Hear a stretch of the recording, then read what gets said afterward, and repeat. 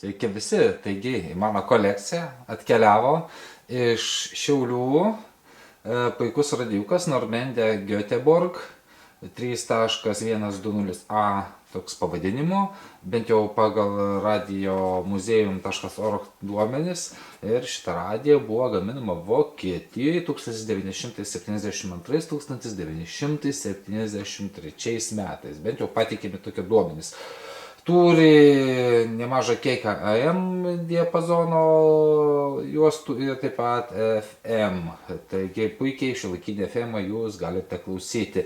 Taip pat buvo gaminama 110 ir 220 voltų, tai vat pas mus Europoje eina 220 voltų. Tai būtent pas mane toks modeliukas ir yra.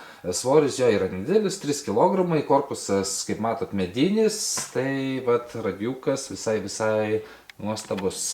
Taigi, o dabar čia šito radijuko galas, tai kaip matot yra standartinės jungtis skylutės pajungti antenai, žeminimui, taip pat yra garso išvesties jungtis ir daugiau labai nieko stipraus iš galo čia mandro ir nėra. O dabar pabandysim šitą radijuką patikrinti, kaip jisai veikia, kadangi FM-as ant jo yra, tai vis tiek tai yra populiariausias ruožas. Tai bandysim tikrinti FM-ą, o AM-ą paliksim kitam radijukui, nes kitas radijukas neturės FM-o. Taigi įjungiam čia.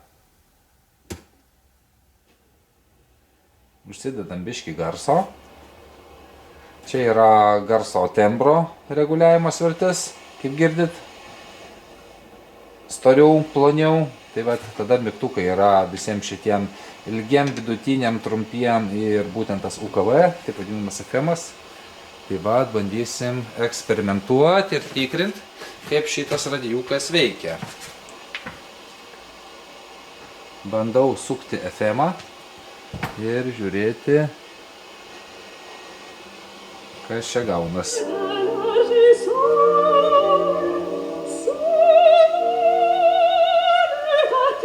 Garsą visą nepaleidau.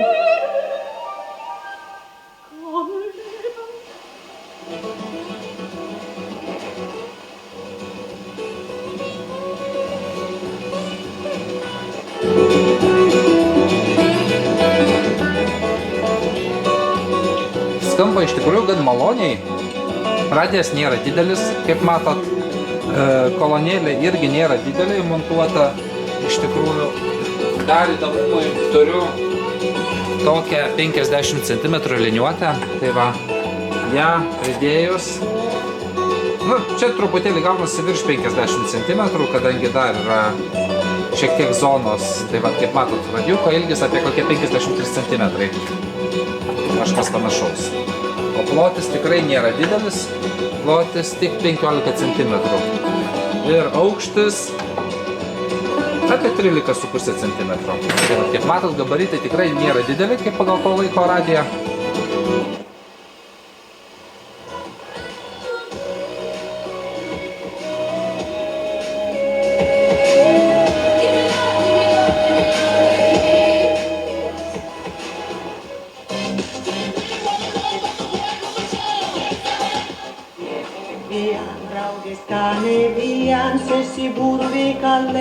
Nu va, kaip matot, tikrai radijas traukia pakankamai daug FM-o.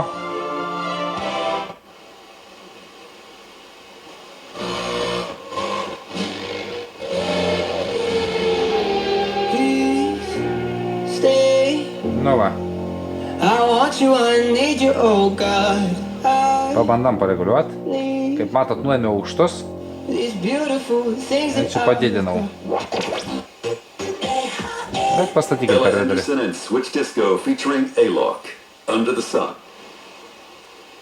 Na.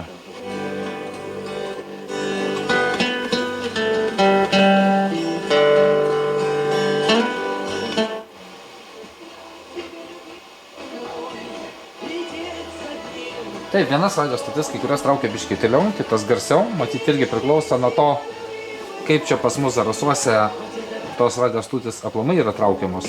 Bet skaitau, kad traukimas tikrai geras, nes va, biškį pasukį radijo stotis, pasukį biškį radijo stotis. Kitas su šiuolaikiniais radijais pagauna šią 3 radijas ir viskas. O čia viską gaudo. ir latvius, ir va mūsų lietuviškus. Tikrai trauka yra gera.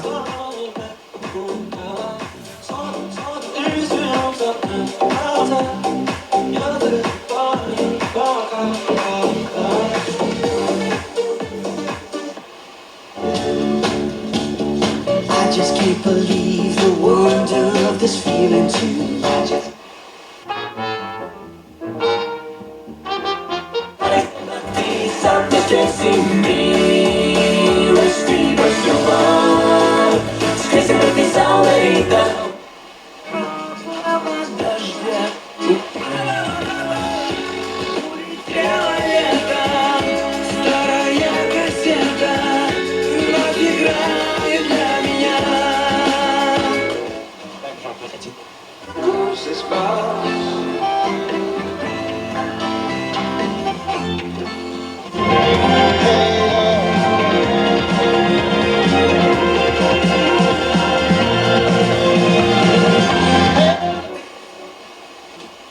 Ypatingoje Benediktinų parko klauzūros erdvėje vyrai dalinsis savo gyvenimo iššūkiais ir patyrimais, stiprės emociškai.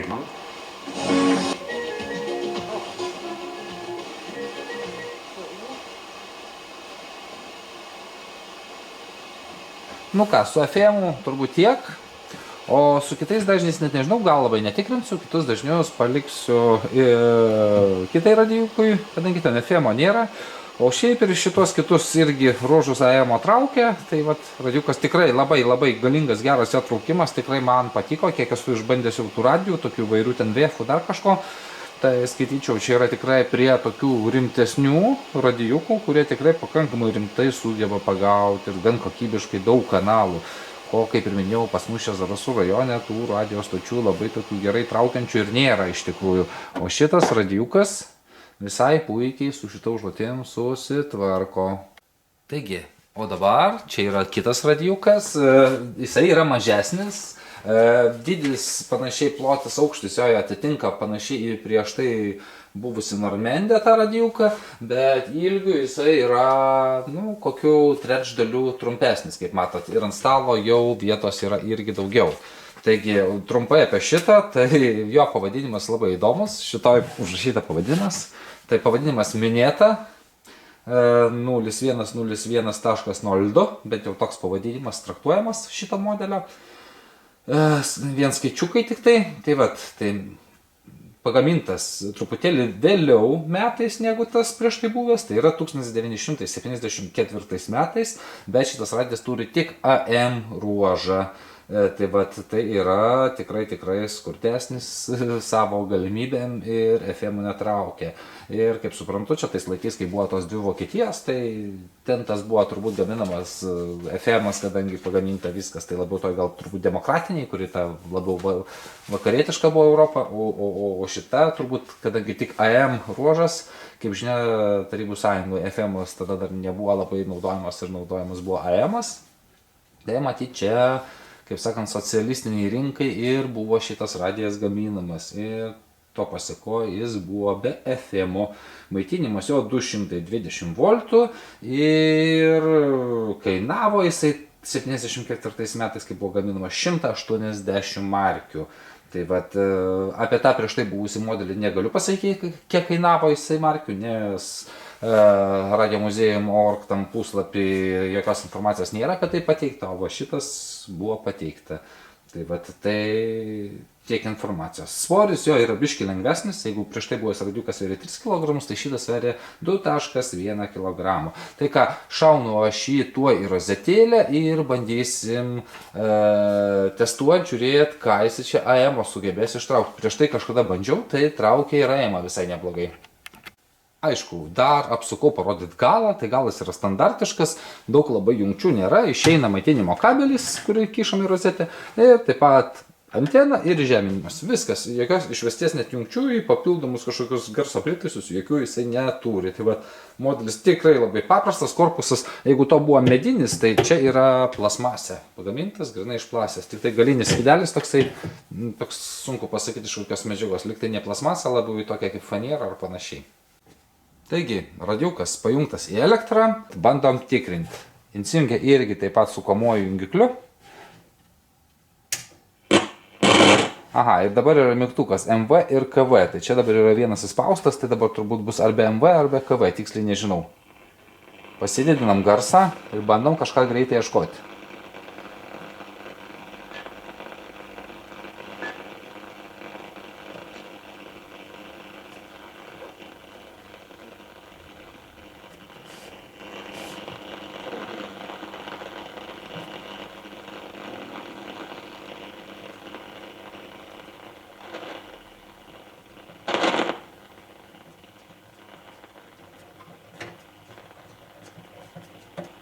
Taip, ant šitą ruožą tai nelabai ką traukia. O.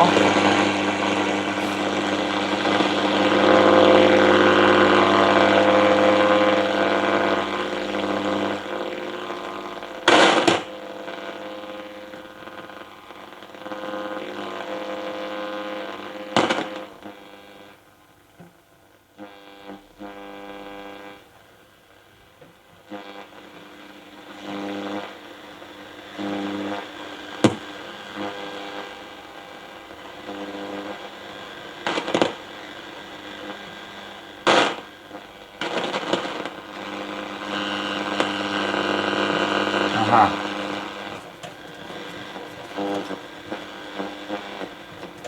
Vienu žodžiu, su šituo radijuku yra tokia problemėlė, kad čia kadangi AM-as, šiaip prieš tai kažkada aš buvau vakare tikrinęs, tai man traukė bent 3-4 radio stočių, bet tai buvo turbūt vakaras, tai kaip žinia, AM-as biški yra jautrus įvairiem trukdžiam, tai gali būti, kad dar dienos metu mums tas AM-as nelabai dėl pašalinio fono gerai traukiasi.